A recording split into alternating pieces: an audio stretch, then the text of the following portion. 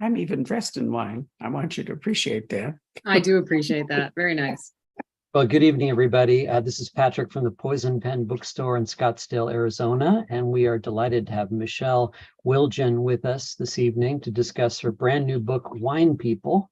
And I have copies of the trade paperback edition, and there are a couple copies of the autographed hardcover as well. I'll go ahead and put a link in the comments field if you're interested in purchasing one. And if you have questions, go ahead and put them in. And Barbara usually will bring me on screen towards the end of the hour, and I will be happy to ask any questions you might have. So Barbara, over to you.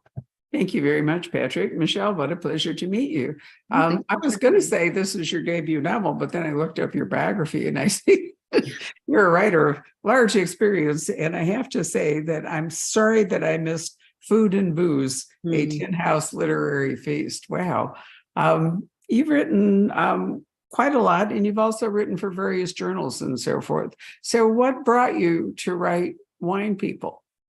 So, I was hitting a point where I had to think about like, what's the next thing I want to write? And I wanted it to be, I just wanted some fun. And then I think I just have been working extra hard, and I wanted to think of something that I would enjoy reading about and that I would enjoy researching. And years ago, when I graduated from college, I had wanted to get into writing about food and wine, just somehow. I didn't really know how, but I've been reading Fisher and Larry Colin and really wanted to do something like what they did. And the problem was that I didn't know anything. And so when I sat down to try and write something, I was like, well, I have absolutely nothing to say. So I got a job at the best restaurant I could find and hoped that they would teach me about food and wine. And as it happened, they really did. So this was a place called L'Etoile in Madison. It's still around. And the chef owner was married to a wine importer. And so that was my first taste of experiencing wine dinners and a place with a really wonderful wine program, and just getting suddenly realize it, like getting an insight into where this comes from, because I hadn't really thought about it before. And I was really struck by the idea that this product that we think of as so luxurious and so refined, and it's expensive and we drink it in fancy places, that it's an agricultural product, and that really when you go to visit these producers, you're visiting farmers. And so I always kind of had that opposition in my head as just something interesting. And so when it was time for me to think, well, what do I want to write about? I thought, well, I'll just ask a few questions and I'll talk to a few people who work in wine and just see, like, is it interesting? And sometimes that works and sometimes it doesn't. Sometimes you poke around and nothing lights up. And in this case, I was like, oh, this is fascinating. I just want to figure it all out. And so I had to do a lot of research to find out the world before I had any idea what the story was going to be. Well, it is indeed a complex worldwide industry and very competitive. I have chased wine all over the world. I'm handicapped by the fact that my capacity for alcohol appears to be a glass. I'm just a terrible drinker, which is too bad because I love it. And I did bring to show you, because we're going to be talking about wine importing, this beautiful bottle, which is made by Delheim in Stellenbosch, South Africa. It's a Pinotage Rosé. My husband and I were traveling in South Africa, and we specifically went to the wine district, which, for those of you who know your history, was largely started by the French who got booted out, the Protestant French, who got booted out of France and settled, many of them, in South Africa.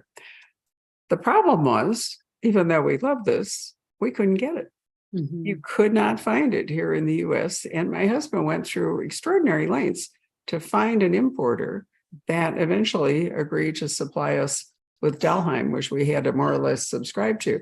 And I think that's an interesting thing, Michelle, in that it's not that easy. You can't just go, down to your local wine store and get whatever you want. It's a really complicated, heavily regulated industry, isn't it? Absolutely. It's that was one of the things that really came to interest me about it, that people are making tons of wine all over the world, and somebody has to encounter a wine, fall in love with it, think that it is something that they can tell a story about and then they can sell and that they will put their time and money behind. And in that way, honestly, it is a lot like publishing. Somebody over somewhere is laboring over making a thing that may or may not work out, but they're doing it for love and it takes a long time. And somebody else has to connect with it in what can be a very personal and idiosyncratic way and package it in a way that says, you drinker, you consumer are going to enjoy this. And I was really struck by that. I love your analogy. Why didn't I think of it? That's absolutely brilliant. You're right.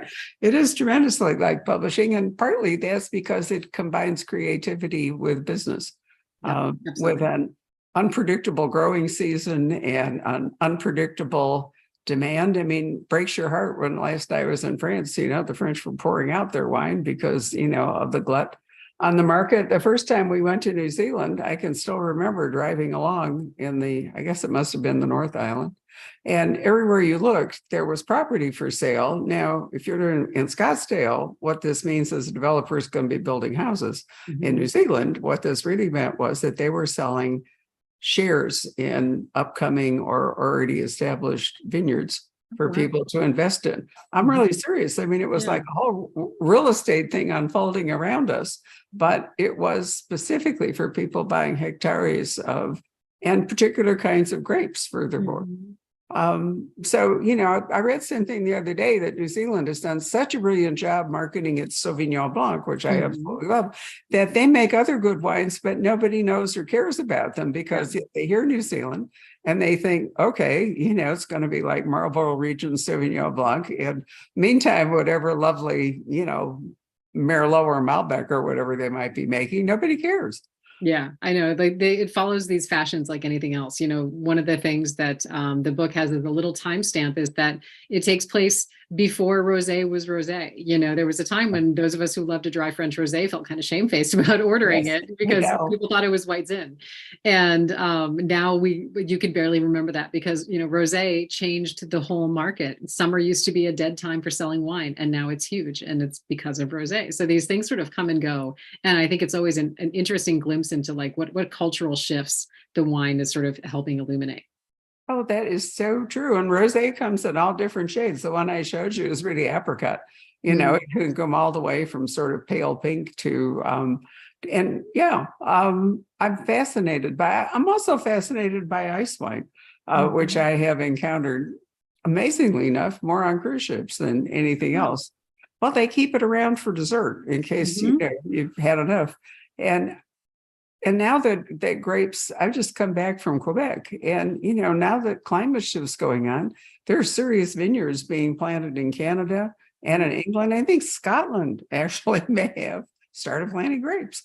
And so, as the climate shifts, I think we're going to see some changes in what grapes are grown, what grapes are marketed, what grapes people want to drink. Absolutely. Yeah, I think it's moving. It's all slowly moving northward, and things are definitely shifting. So it'll be interesting to see, in 10, 20 years, what's that going to look like? It really will. I know. I've been on the whiskey trail in Scotland, and I thought it'd be fun if they have a parallel trail so you could zigzag back and forth between the whiskey. Well, I cannot drink whiskey. It's too much leather tobacco. Like I can never turn down wine, honestly, because there's such an endless variety within the world of a glass of wine that I am always just like, I could have that other thing, but then I'm not drinking wine. So do I really want to do that? Well, I hear you. My husband's the whiskey drinker. I was just along for the ride, and also it was absolutely beautiful. So there we are. Wine also, I mean, I've been coming to Arizona since 1950 when I was 10 years old, when Scottsdale had 2 paved roads, wasn't incorporated, and you had to take a buckboard from Terminal 1 to get into Scottsdale. And so here we are today with this incredibly sophisticated community that has become, from a place that had, as my uncle once said, my Chicago uncle said back in the 80s, many restaurants, none of them memorable. We've become a real restaurant, gourmet, foodie sort of thing. And that means that wine has followed. And now there are wine pairings, wine dinners. We serve wine at the Poison Pen. Wine, you can just sort of pick one or two. You don't have to do, if you have an open bar and you have to have, all kinds of stuff, that's hard. But if you offer people sort of like an airplane, if you're flying what they laughingly call first class, please, they offer you, like one white or one red. Unfortunately, it's usually a Chardonnay or a Cabernet Sauvignon, which I think is, I don't know whether it's cheap or just popular taste. And I can't drink either one because the histamines aggravate my rosacea. So there we go. But I think wine is simple as well as complicated, was my point. You can have a wonderful meal and just serve like one wine. You don't have to have an array, or you can dazzle people with. Yeah, that's, I think, one of the great pleasures of it is a friend of mine had pointed out that there are so many different roads into being interested in wine. That in the book it has a little passage where I loved kind of going into this, that there are the people who get really into the science of it. They get into the chemistry of it and the story that it tells that's in there. Or people who are much more poetic and they just sort of are thinking about like all the things it makes you think of and what does wine do in our world. And people who are much more into the culinary world, you want to see how does it pair, and then there's geography, there's history, there's all kinds of stuff that you can use wine as a lens to explore. And I think that's one of the real pleasures of it that you have. I was visiting a winery in Napa when I was doing a book tour thing a couple of weeks ago. And the winemaker said, in a lot of ways, we are still making it the exact same way. There's a few things that we do to make it a little easier on ourselves, like in terms of regulating temperature or whatever, but it's kind of the same thing that we did thousands of years ago in a lot of ways. And yet there are so many opportunities to screw it up, and to get it right or to get it wrong. And it contains so many multitudes inside it. So it's, again, like, I think any writer is so excited to find these sort of poles of opposition, things that are simple but complicated, or luxurious but they're agriculture, and all that stuff that really is a place where good fiction usually lives. That's a really very well said. And I'm thinking of all the places that I have gone to over time in which wine, there's a whole sort of luxury thing that comes up around wine, luxury hotels, luxury vineyards. When I was an undergraduate, I have to tell you, like 1959 at Stanford, we used to make our way up to Napa back before there was one freeway called Bayshore, which was a death trap. And we used to stomp grapes, or we could go a little bit south down to, was it Saratoga? I can't quite remember, where they had a thing called Emerald Dry Riesling, which was slightly like lemonade, but with alcohol, whatever, we were kids. But I mean, it was so simple. And then Napa suddenly, turned into these, like French chateau kinds of operations. One of the best ones I've ever been to is in southern Peru. I mean, just a magnificent and very old Spanish established, I think, hacienda, with grape growing. So you can be a wine tourist and do it. You can do it basically, or you can do it very extravagantly. Yeah. Well, let's talk about your book. We've wandered all around. That's right. I was like, oh yes, the book. Yeah. I know. Well, here we are. It's fun to talk about wine. So I can quote from Oprah Daily, which calls Wine People a riveting behind-the-scenes portrait of a high drama industry from the chateau to the corner office, which I really like. And it definitely can be a cutthroat world and a difficult world for women, perhaps. So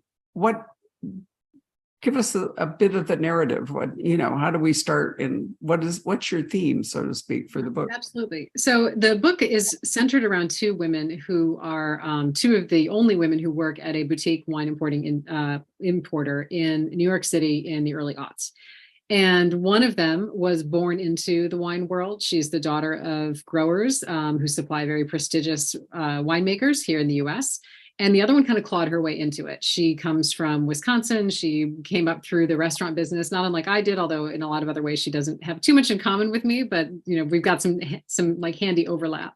Right. And when we meet them, the company that they work for has sort of been plunged into a succession drama because they've got one of these men who started the whole thing, and all of a sudden he's talking about, is it time for him to step down? And so they suddenly are all trying to vie for that top spot when they see everything getting shaken up. And it just sort of starts to lay bare for them, can these two women who have always regarded each other as sort of suspicious rivals, can they actually be allies? Can they get more done together than apart? And in the course of forming that relationship, they become close. They also have a lot of conflict. They keep going back and forth between, are they going to be incredibly close to one another? Maybe even business partners, or are they going to go in different directions? Because it's very much about ambition. And can you become the person you are trying to make yourself into? And in their case, can they do it together, or do they have to do it alone? So certainly a part of your book is exploring female friendship as well as female opportunity. Yeah. And certainly succession dramas. I mean, there have been some real life ones playing out. Honestly, if you go back and look at the whole history of the Simon at Paramount, Simon and Schuster, that whole drama. I mean, you couldn't make that up. It Yeah. was so, and it's still going on because we still don't really know the entire fate of Simon and Schuster. Will they be, vandalized by KKR, or will they get, a boost? So succession dramas have been fascinating for millennia, whether it's kingdoms or whether it's an industry or whether.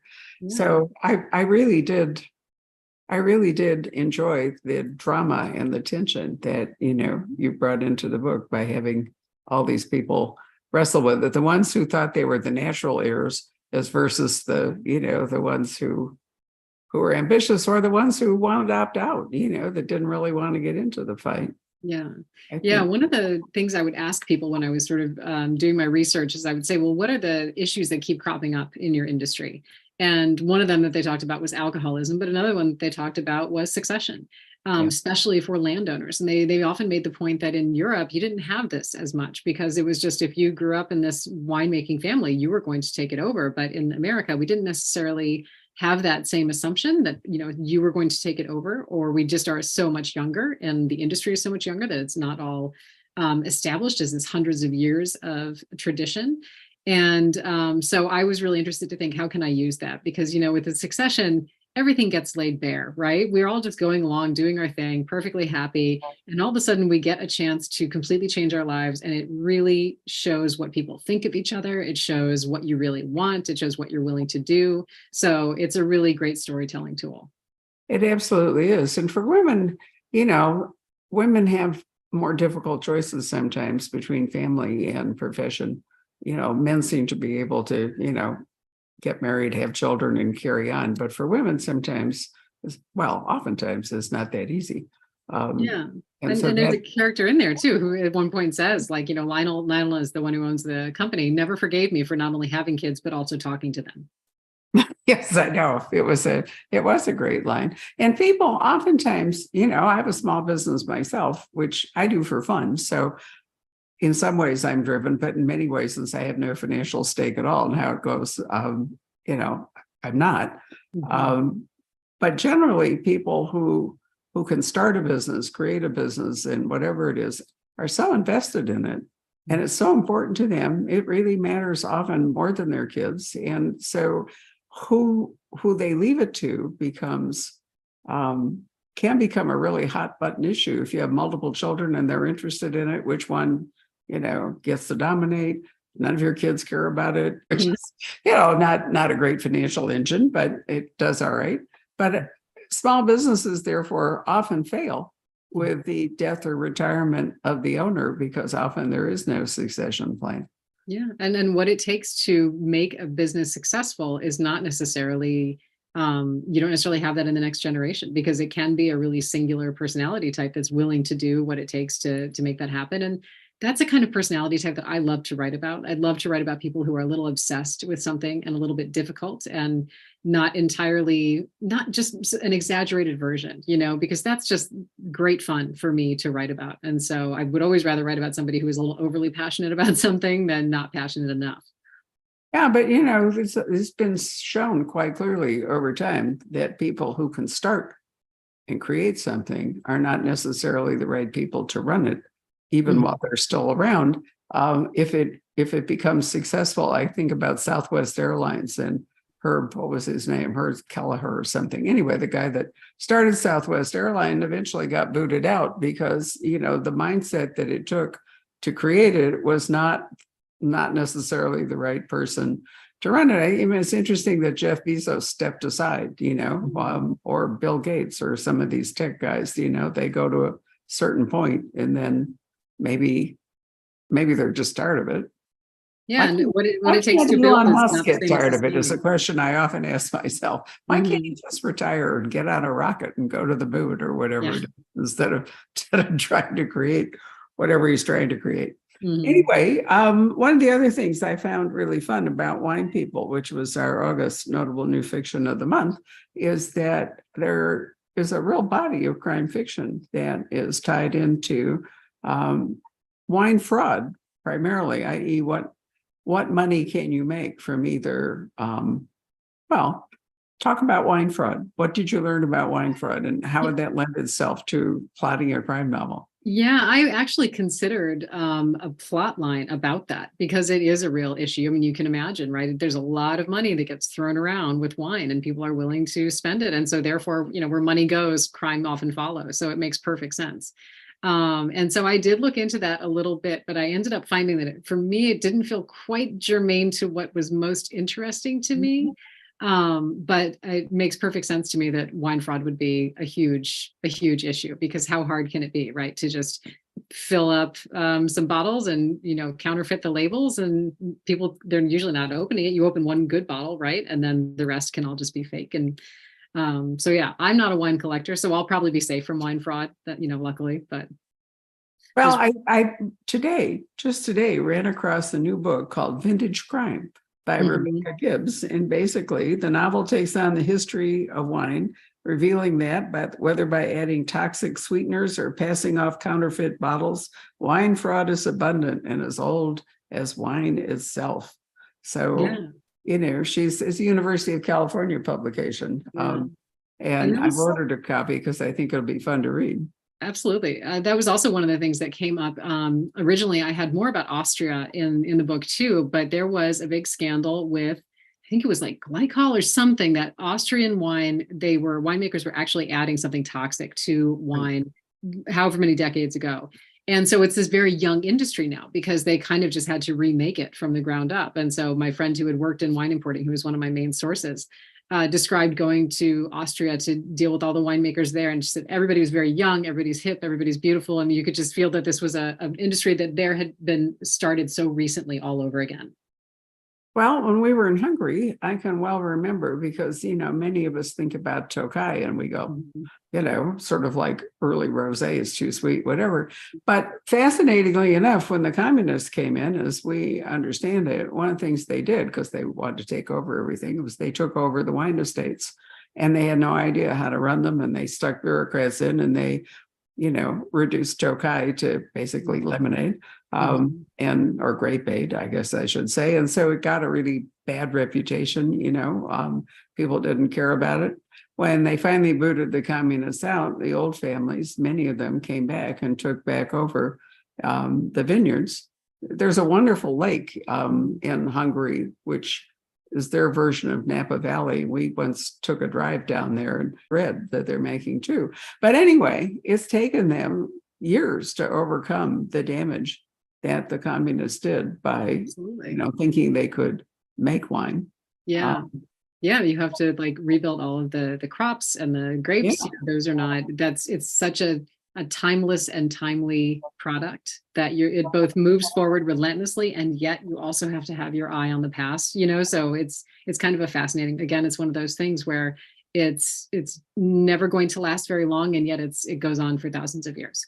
And sometimes you have to pick your time. I mean, every time I go to Monticello, they talk about, Jefferson, who was fascinated with wine and brought back wine, cuttings and so forth from France. And then none of them prospered in Virginia. The climate back now today probably would be too warm for wine. But anyway, he could never make it work. And he planted it, I think it was on an east-facing slope or something. And I don't know. But anyway, he could not. He tried very hard to create an American or Virginia wine industry. But today there actually is a Virginia wine industry that's doing so well.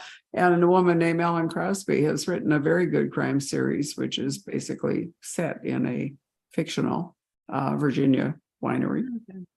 So timing is a lot. The other thing I think we often forget is that water wasn't a safe thing to drink for a very long time. I can remember reading a series set on the Fourth Cataract, I think it was, on the Nile, back in ancient Egypt, and you couldn't really drink the water. So what they did is they made beer every day. They took bread and they would, whatever it is that you do to ferment bread and water in order to create beer. But the point was that the alcohol purified the water and made it safe to drink. And I think that's one reason that so many people drank so much. I mean, if you look back at, the quantities, I mean, they used to refer to men as like 2 or 3 bottle, he was a 3-bottle guy or something, sinking 3 bottles at dinner. And you think, how in the world did anybody do that and get up and walk away from the table? But partly it was because, from an early age, they didn't drink water, they drank wine. And so they got used to it. Yeah. Of course, my first thought is just wine. Is there anything it can't do? It can purify water. It can do all that stuff, but it does. Yeah, well, alcohol absolutely does. So, it's interesting to me that almost every culture in almost every time has figured out a way to make alcohol, whether it's vodka from potatoes or, rye from grain or, whatever it might be. Somehow or other, man has ingeniously always found a way to add alcohol to, well, it has to be water in every case, to add alcohol and turn it into something that, without the fusion wouldn't exist. It's such an interesting question too, because we love that, right? As a species, we are never quite satisfied with just like life as it is. We always have to like alter it just a little bit. We want to sort of get that experience of imagining something that just feels different or is beyond what our daily, mundane life can be. And sometimes people do it for spiritual reasons. Sometimes they do it just for whatever the reason. But you're right. It is an integral part, it seems to me, of being human, that we will always look for that way to just be like, oh, maybe I could mess with it at least a little bit. Well, I think it can make people feel better, it can, alter your whatever, but also for a very long time, it was almost the only anesthesia available. Yeah.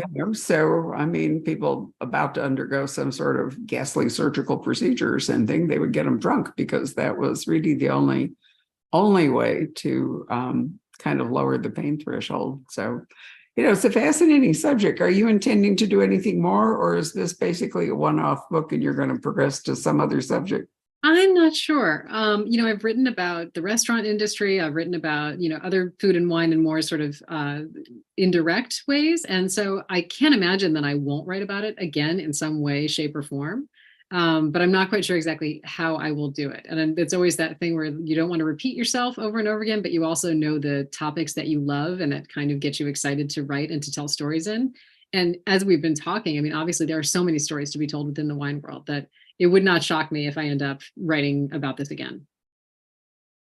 There are some wonderful food writers, some of which write just about food, but some of whom create stories. I'm having a blank, a factor of old age, on the gourmet editor, Ruth. Ruth Reichel. Yeah. Yeah, Ruth Reichel, who's written some fiction.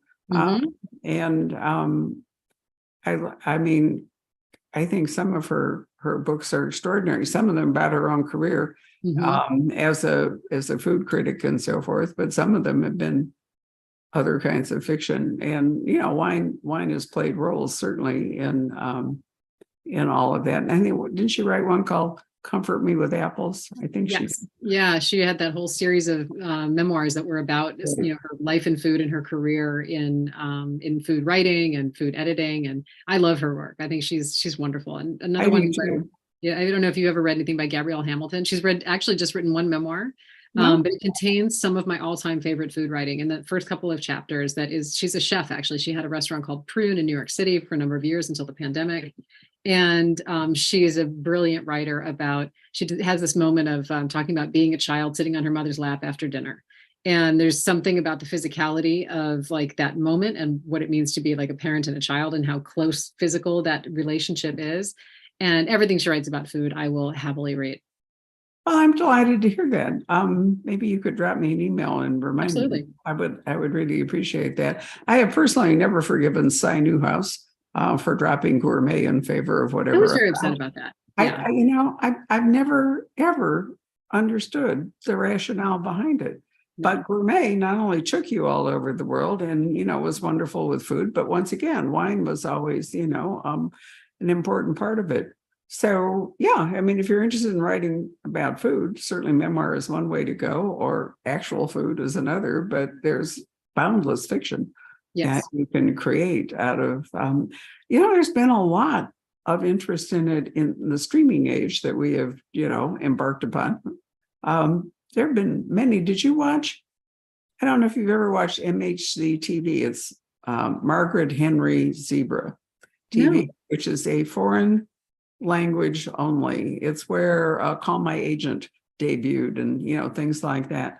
They had a 2-season series called Chef, just Chef, and it was set in Paris, and it involved an amazing French restaurant, and it went through all the drama about, financing and personnel and succession and all the rest of it. And we were so intrigued with it that when we went to Lisbon shortly thereafter, my husband found a restaurant like it, and he booked us a table in the kitchen. We got to sit there for like 14 courses, which were minuscule, obviously, and watch them all work. And it felt as though we were actually in the drama. And then I think there's one set in Chicago, isn't there? There's Bear. Yeah. What's it called? The Bear. Yeah, exactly. Yeah. So, it's not just books that are involved in the food and wine industry, but there's, lots of drama as well. Have you ever written a screenplay? Have you ever thought about that? I've thought about it. I haven't done it. My first book was made into a movie, and I, at the time, was like, maybe I should try to, write a screenplay. But, the trouble for me with screenplays is that I love all of the language stuff. I love being able to give you all of the atmosphere and the description. And that is all the stuff that you really should not do in a screenplay. Everybody else has to do it.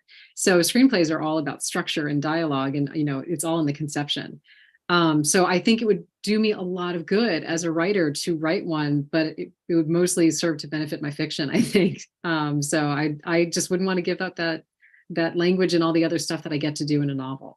I had this discussion Monday night when launching Nelson DeMille and his son in their new work. And the son is a screenwriter. And we talked about, 100 pages for a screenplay versus 490 pages for the novel they just wrote, and how difficult it is to, to go either direction. It's hard for people used to writing screenplays to recognize that the actor and the set aren't with you, and you have to actually use words for that. But then it's very hard for a novelist to, whack through their cherished prose and all the rest of it, and also recognize that, the set and the actor may very well change the physicality that's conveyed in the novel. So, but I think it would be an interesting exercise, if I were an author. I think it would be fascinating to do that, but maybe on somebody else's work rather than your own. It might be easier on somebody else's work. Yeah, just because you could see it more clearly. When my book was made into a movie, I had completely sort of detached from it, because I just knew it was like, this is out of my hands. This is somebody else's art form, and this is somebody else's project now, and they're going to do with the story what they need to do. And that was the right attitude, because you really have no control over what they're going to do with it. And if anything, I was shocked when I was like, oh, that sounds familiar. I'm like, oh, I wrote that. Like, that was my dialogue. No wonder it sounded familiar to me. But it's so collaborative film. And in a novel, the joy and the struggle is that it's all you. You can bring people in to give you ideas, and you can share your work, but it's all down to you. So tell us about Zippy Books. I love to support new, smaller, independent publishers. I think they're adventurous. What interested you in bringing your novel to Zippy Books? Yeah, I had worked with Lee Newman, who was one of the ones who started it with Zibby, and I worked with her as an editor for her wonderful writing many years ago. And so I knew of her already.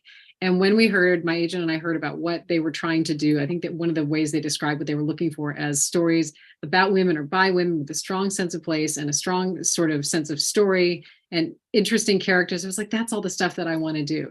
I am much more interested in an immersive story than I am in, say, a story that is playing with form or being really avant-garde. Like, I'm just going to drop you in, and I'm going to do my best to just pull you along. And so I was really delighted when they wanted to publish Wine People. And they're also, it's crazy because it's a new press. I think mine is like the 7th book to be published. They're doing just one a month. So everybody kind of gets their moment in the sun, and then it sort of keeps on going. You're building the plane while you're flying the plane, which is always tricky.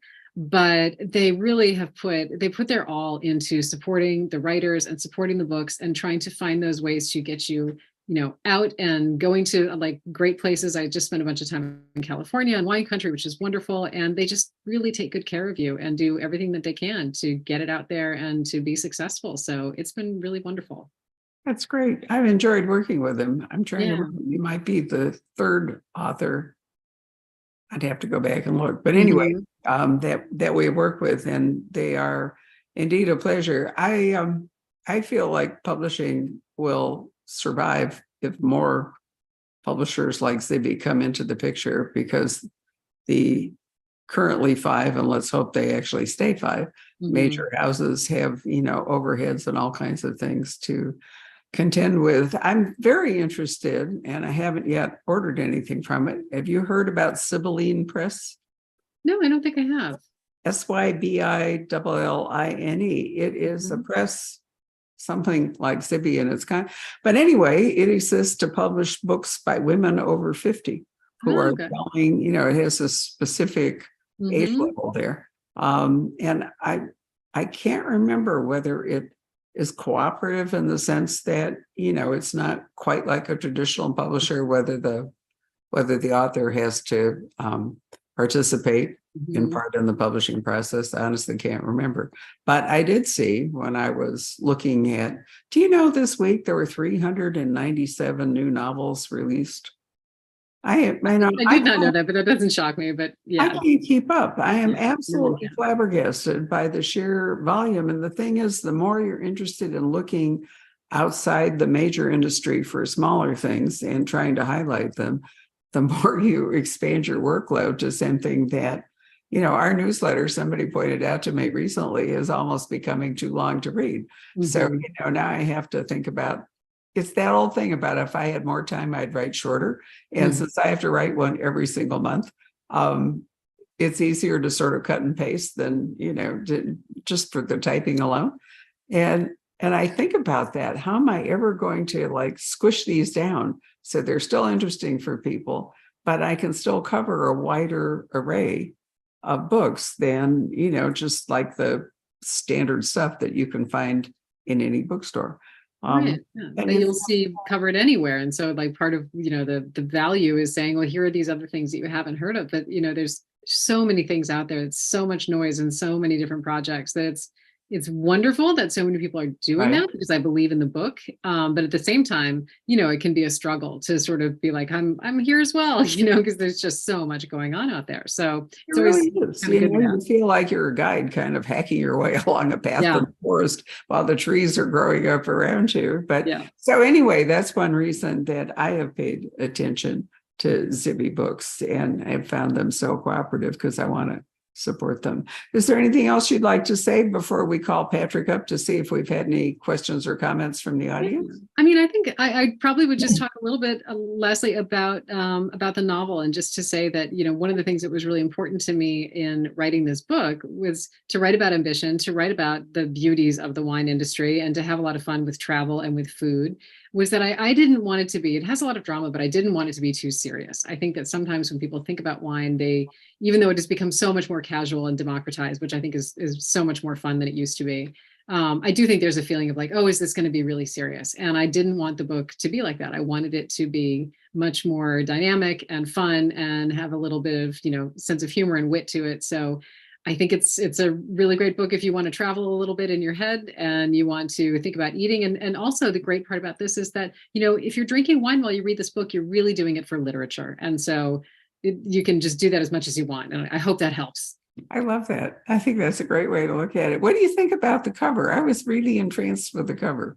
I love the cover. The art. You don't have a lot of control over covers as a writer. And so this was one of the first times when I really felt like I actually really both love it and was surprised by it. Because so often you get a cover and you're like, well, I really like it. It's kind of exactly what I thought it might be or something, because design is tough, having to come up with this thing that feels like surprising and right. And somebody found the illustration, actually, Grasa, who is Zibby's assistant, was just deciding that she wasn't quite loving the cover direction we had. And so she found this illustration and licensed it. Well, first decided to see, make a mock-up and see what we thought. And we all fell in love with it. There was just a unanimous happiness with this cover. So I'm delighted with it. I look at it all the time. People talk to me about it all the time. I think it has a playful sense. Mhm. It helps convey the spirit that you wrote the book in. Patrick, come back and join us, and perhaps since we ended on talking about the cover, you can hold up a copy since I can't, and show it to us again. Sure. I can Also, too. oh, you have one. Okay, wonderful. I carry it with me everywhere I go. Oh, good. I was really taken, and to be honest, I asked for a copy of the book based on the cover without knowing anything about it, because which is what a cover should do, right? It should really hook people in, right? So, Patrick, any questions or anything you'd like to ask? Well, I was just noticing, Michelle, that you've done a lot of editorial work as well. Is it difficult to kind of keep, because they seem to occupy separate parts, separate lobes of the brain. Would you agree with that one? How has your editorial work kind of affected your own writing? Are you able to work with an editor in a different way, maybe, or?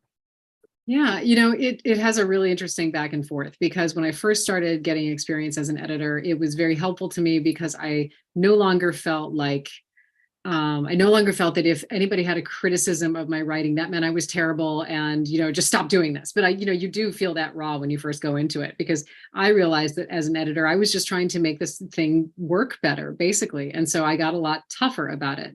What has happened to me more recently is that, because I'm a freelance editor, and so that's what I do all the time, is that sometimes the struggle is to find the quiet of all the stories that are in my head between teaching and editorial work, to find the quiet space to just be able to write and to generate something new. That can be hard. And so you have to sort of protect a little bit of the mental space to do that, and never think about an editor in that first draft. That first draft it's so easily squashed. You just have to protect it for a while and pretend that an editor will never see it. And it's not until it's stronger that then you can even admit that editors exist and will be ready to critique it for you. Do you use STET a lot? Sometimes I do. I'm actually fairly relaxed in a lot of ways about taking edits, because I'm the giver of edits so often that I feel like I have to be. But I do have certain voice things, or certain moments where I'm like, no, that's exactly what I wanted to say and how I wanted to say it, and so then the STET comes out. Right. Now, what about the process of writing in general? Is there a part of it that you like most? Do you like getting the story out, the first draft, or do you like going back in and kind of honing it down and shaping it? And yeah, that's always such a good question, because I do find most writers are one or the other. Like, we either really love one thing or we really love the other. And I am more of a reviser than a drafter. And it was a big relief to me to hear somebody say that most writers really appreciate one part of the process more than the other, because I find that first draft really difficult. And there was a part of me that wondered if I'm finding the writing so difficult in writing, should I stop writing? If this is so hard for you, maybe this isn't going very well. And for me, there's something about getting that beginning, middle, and end, no matter how messy and Frankenstein-y that first draft is, where I start to think of it differently. And then I just feel like, okay, I can move on to the next phase. And there's some relief in feeling like at least I got to that milestone. And now I can start messing with this thing as much as I want to. I just feel a greater level of comfort at that point.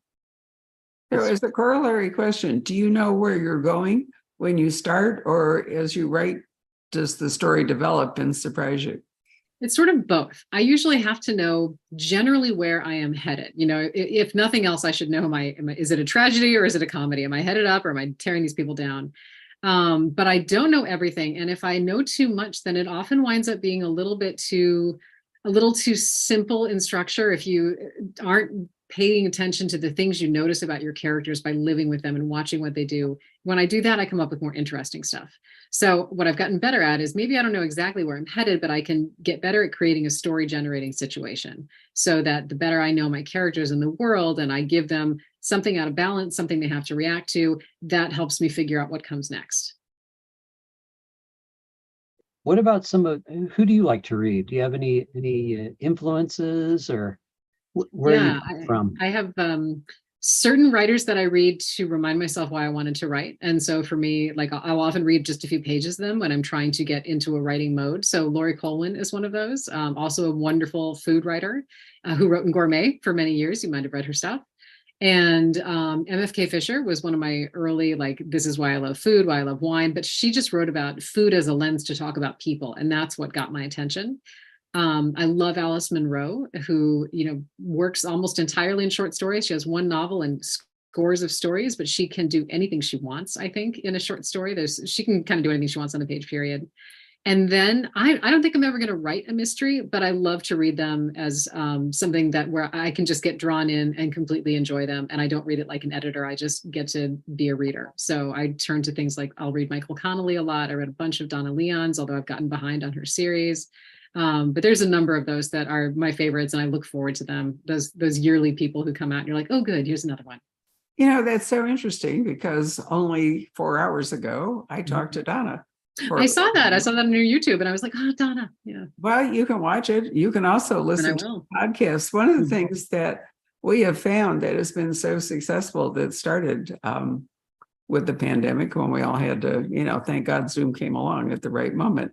We're at something like 252,000 downloads of the podcast. So for people who don't have time to watch them, you can listen to them. But you really ought to watch Donna if you're a fan. She has some really good things to say today. Oh, great. And also talk about somebody who uses place so beautifully and uses food so beautifully, so I think she's a real pleasure to read. I love her work.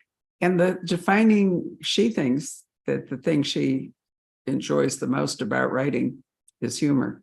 She loves the humor that she puts into the books, and she loves it when people recognize it. Yeah. So you have a bond there. Nice. Thank you. You know who I love is Michelle is Jim Harrison.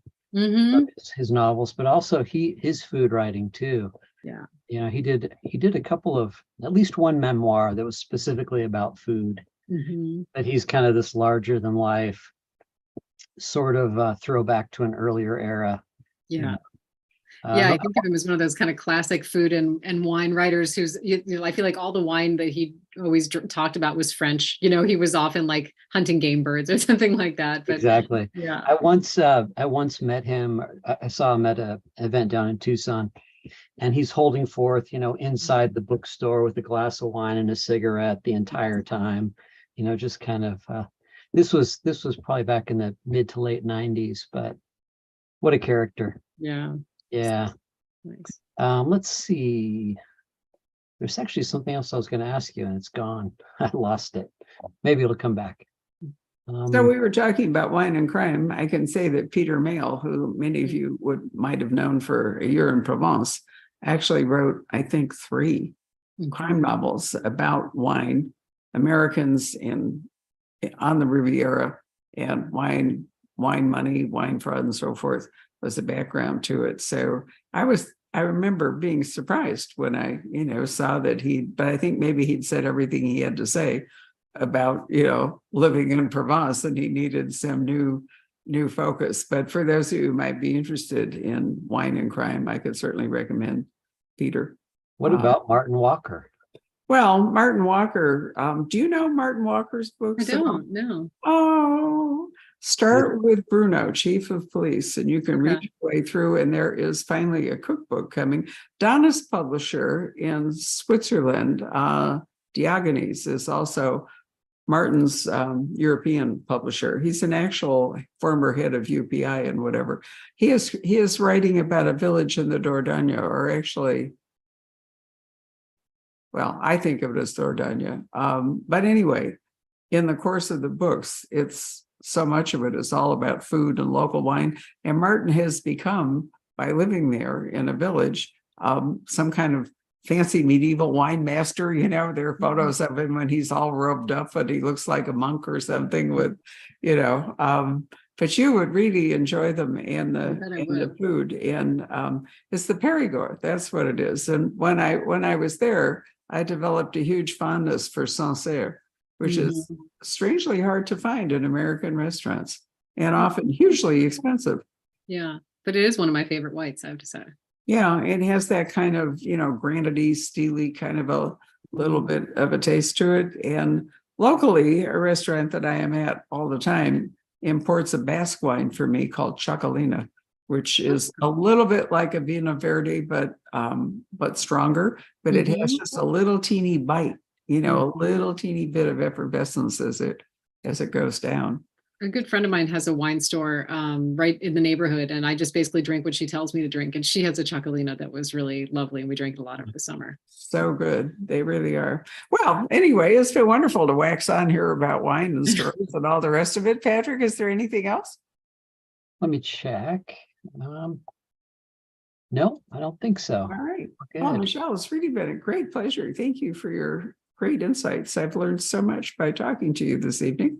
Thank you so much for having me. This was a lot of fun. Well, and I appreciate your signing Wine People for us back in August. And I hope that you or Zippy will keep us apprised. Do you have a 2-book contract with him, or no? I still have to write the next book. I have to start thinking about that next thing. So got to figure it out. All right. Well, I'm sure we'll hear from you again. But so wish you luck and happy holiday season. Thank you all very much for joining us this evening.